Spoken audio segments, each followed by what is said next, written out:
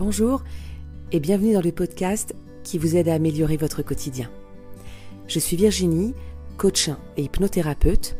J'utilise l'hypnose mais aussi l'ésotérisme dans mes accompagnements et je suis spécialisée dans l'accompagnement du stress et des angoisses. Dans mes podcasts, je suis là pour vous aider à retrouver une sérénité dans votre vie, à mieux être. Et grâce à des séances de méditation guidée, des séances d'auto-hypnose, mais aussi j'aimerais vous partager mes pensées, mes réflexions, et peut-être alors nous trouverons ensemble un équilibre et des solutions afin de créer une vie qui vous ressemble. Je vous souhaite une très bonne écoute.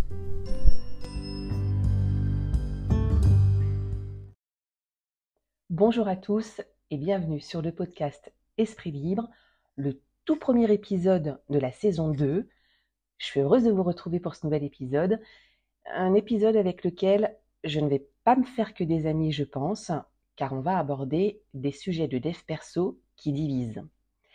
Ces derniers temps, j'entends et je vois, surtout sur les réseaux sociaux, des choses qui me font un peu grincer des dents et qui, selon moi, plutôt que de tirer les gens vers le haut, ça leur fait dégringoler la colline qu'ils ont grimpée à vitesse grand V. Alors, est-ce la fin du bon dev perso constructif et intelligent ? Nous allons voir ça tout de suite ensemble. D'ailleurs, n'hésitez pas à me dire ou par message, vous avez tous les liens dans le descriptif, ou en commentaire ce que vous en pensez. Encore une fois, je n'ai pas la science infuse, je ne suis pas la seule, et ce n'est que mon avis et mon ressenti sur le sujet, c'est ma vérité, ça ne saurait être une vérité universelle. Bon, j'espère que je vais réussir à m'exprimer et à me faire comprendre correctement, parce que le but ici, c'est de blesser personne. Mais j'ai envie de m'exprimer sur le sujet, donc c'est parti. Mais d'abord, c'est quoi le dev perso ? Si on regarde la définition, c'est un ensemble de différentes pratiques appartenant à divers courants de pensée qui ont pour objectif l'amélioration de notre qualité de vie, la réalisation de nos aspirations et de nos rêves. Le dev perso n'est pas une psychothérapie et résulte d'influences multiples dont la psychologie, la sociologie, la philosophie, la diététique, la pratique du sport et parfois également des notions religieuses, spirituelles ou relevant de l'ésotérisme. De ce fait, le dev perso vise à la transformation et à l'amélioration de soi. Nous développons notre personnalité, nos capacités. Donc, nous devons en retirer l'idée de grandir de façon globale dans notre façon de penser, nos façons de nous comporter, chercher à changer ou à améliorer notre quotidien, chercher à comprendre nos blocages et nos schémas répétitifs qui nous empêchent de nous épanouir. On parle souvent de pensées négatives, de loi d'attraction, de dépassement de soi. On va étudier nos pensées limitantes, on va couper les liens transgénérationnels qui nous limitent dans notre vie. Certains vont méditer, utiliser des techniques de respiration afin d'aller chercher dans l'inconscient ce qu'on n'arrive pas à identifier en pleine conscience. On va se mettre au sport pour être en meilleure santé, peut-être pour perdre du poids ou au contraire, en prendre ou prendre en masse musculaire, afin d'avoir une meilleure image de nous-mêmes, ce qui amène à la confiance en soi. On va découvrir les techniques de visualisation afin de mettre en place un projet qu'on pense inatteignable. Le dev perso, comme je l'ai dit dans mon premier épisode du podcast, est inspiré et a été créé à travers la psychologie et la philosophie qui nous invitent à réfléchir autrement, à casser nos automatismes limitants. Très bien. Donc, on est censé avancer et progresser. On est censé aller mieux grâce à une nouvelle façon de raisonner qui nous amènera à modifier nos comportements problématiques et donc d'évoluer. Voilà, pour moi, et ça n'engage que moi, le bon dev perso, oui, j'ai bien dit le bon, nous fait évoluer, grandir. Et c'est là que le bât blesse. Car ces derniers temps, j'ai l'impression que le dev perso est devenu marshmallow, mais pas dans le bon sens du terme. Je m'explique. Sous prétexte d'être bienveillant avec nous-mêmes, et pour ne pas trop nous auto-flageller, on entend des discours tels que « tu es parfait comme tu es »,« tu es déjà la meilleure version de toi-même, accepte ton corps comme il est. On a des phrases toutes faites de pensées positives. Alors, attention, hein, je suis la première à partager des citations inspirantes et à dire qu'il faut s'aimer très fort. Ce que je veux dénoncer, ou du moins expliquer derrière tout ça, c'est qu'il y a un vrai travail à faire sur soi, une vraie analyse et un vrai suivi avant de pouvoir tout simplement s'accepter tel qu'on est vraiment. Il faut aller chercher au plus profond de soi, dans les parties les plus sombres, les plus obscures, pour enfin mettre en lumière nos capacités. Et avec un dev perso léger et sans consistance, sans vrai travail et sans une base en psycho, eh bien on ne progresse pas, on n'évolue pas et on ne transforme pas notre quotidien pour une meilleure vie. Entends bien, toi, accompagnant dans l'humain, tu es peut-être coach, thérapeute, qu'avec un discours tel que tu es déjà la meilleure version de toi-même, ne te fais pas violence avec le sport si tu n'en as pas envie, fiche-toi la paix.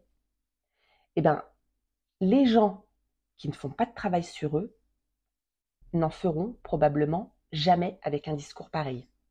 Confortés dans l'idée qu'ils font déjà ce qu'ils peuvent. Attention, je ne parle pas des personnes en dépression, car là, on aborde un autre sujet et une autre façon de faire. Alors, je le redis pour que ce soit bien clair, une personne qui travaille sur elle et fait en sorte de progresser, ces phrases-là, ces pensées-là, lui feront du bien le jour où elle est dans un moment d'inconfort, dans un moment de fatigue. Être la meilleure version de soi-même, ça veut dire s'accepter avec ses qualités et ses défauts, mais surtout accepter de chercher à grandir. C'est se dire, ok, je m'aime, mais je veux être une meilleure personne. Je veux progresser sur tel ou tel domaine de ma vie. Je vais donc travailler, je vais analyser ce qui me fait défaut pour progresser et avoir la vie dont je rêve, que ce soit pour la famille, la santé, le travail, peu importe le projet. Si tu pars du principe que tu es parfait comme tu es, alors aucune progression ni changement n'est possible. Et alors effectivement, le dev perso ne te sert à rien. Alors, évidemment qu'on est parfait, comme on est. Mais le but du développement personnel, c'est de s'améliorer sur un sujet qui nous tient à cœur. Donc, oui, on va améliorer une version de nous. Je donne un exemple. Dire à quelqu'un, donc là je parle surtout justement là du dev perso marshmallow, tout en douceur et toute bienveillance, fausse bienveillance pour moi.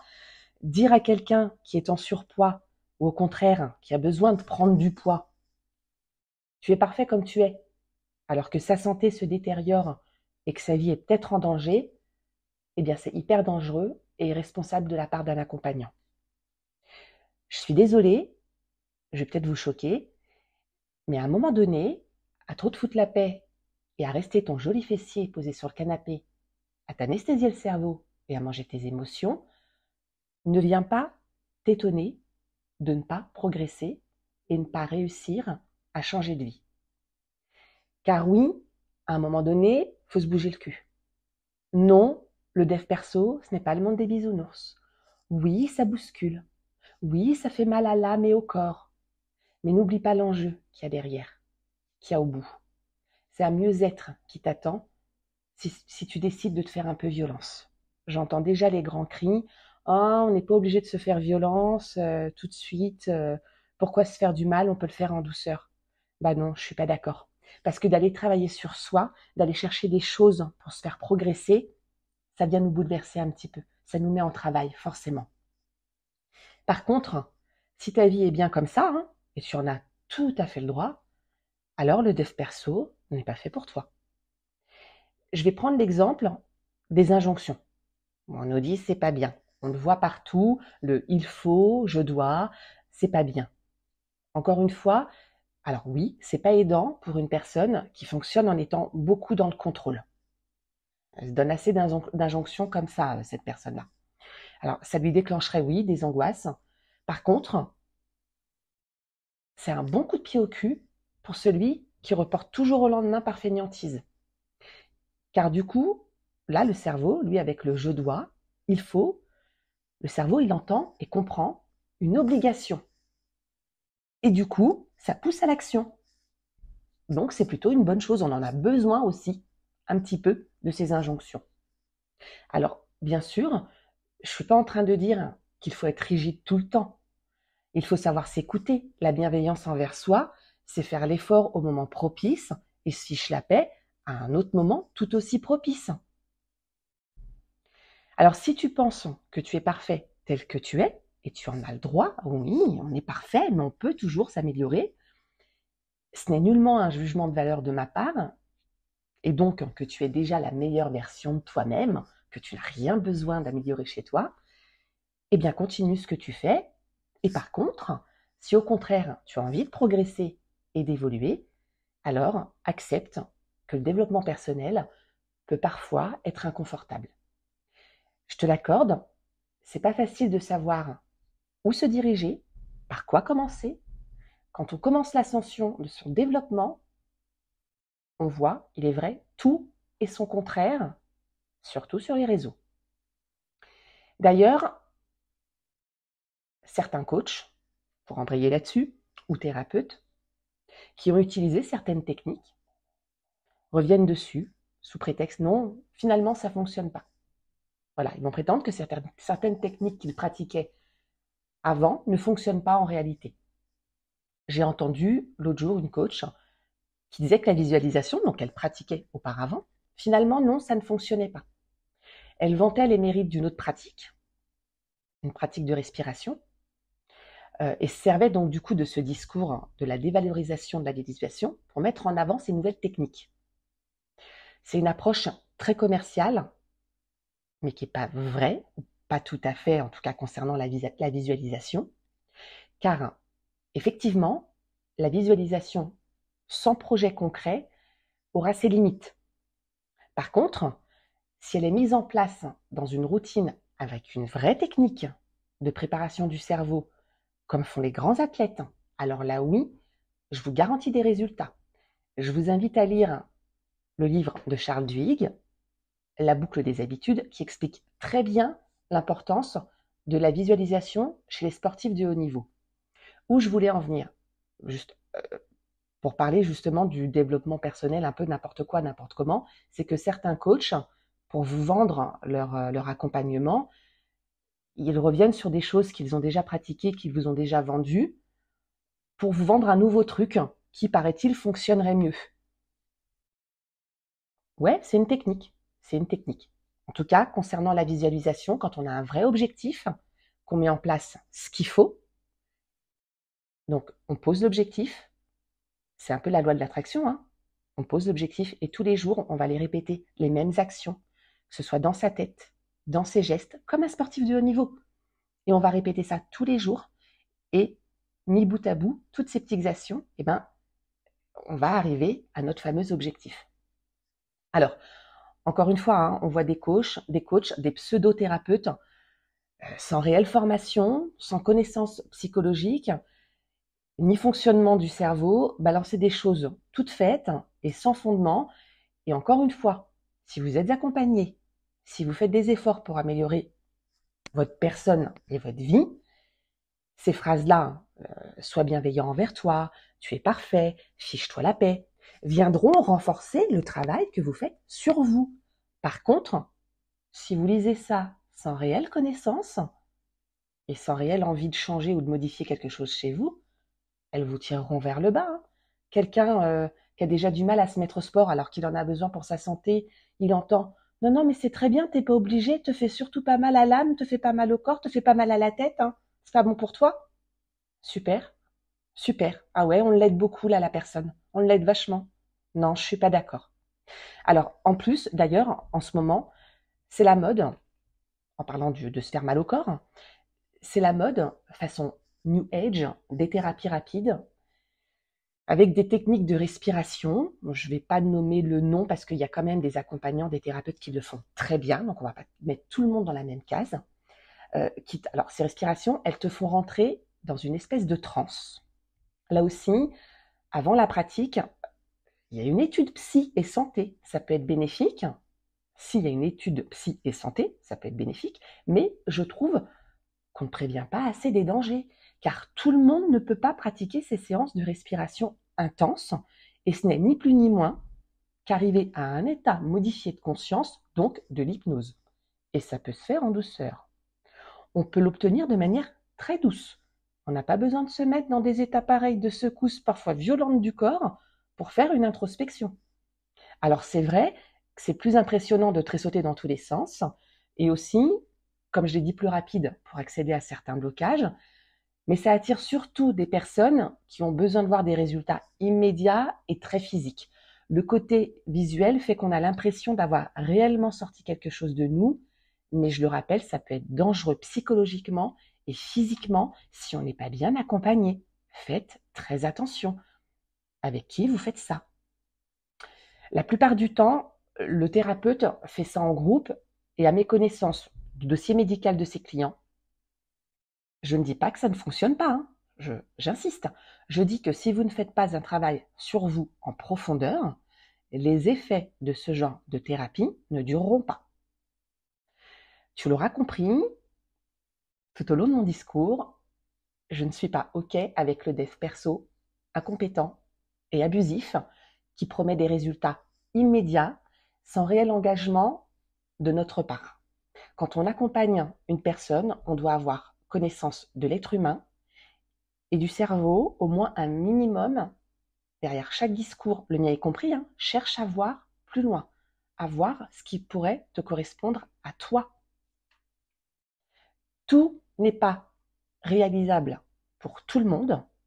On tient compte de sa santé, de ses capacités, et chaque pratique a ses adeptes, et c'est très bien comme ça. Méfie-toi toujours de ce qui paraît facile, car vouloir changer de vie, vouloir évoluer, s'améliorer, travailler ses blessures, ses souffrances, ce n'est pas facile. Loin de là. C'est remuant, ça nous fait sortir de notre zone de confort. Oui, c'est inconfortable et douloureux parfois. Et le cerveau veut toujours aller vers ce qu'il connaît, car c'est plus confortable pour lui. Le cerveau n'est pas facile à décrypter, tout comme le développement personnel aujourd'hui, mais je suis sûre qu'après avoir écouté cet épisode, du moins je l'espère, lorsque tu verras une citation, peut-être la mienne, va savoir, avant de te l'appliquer, tu te poseras la question de savoir si c'est bénéfique pour toi. Voilà, j'espère que cet épisode t'aura plu. N'hésite pas à t'abonner, à m'encourager et à partager à ceux qui en auraient besoin. Je te souhaite de t'éveiller en douceur quand même et de progresser dans ce que tu aimes et ce que tu souhaites. À bientôt pour un nouvel épisode. Prends soin de toi.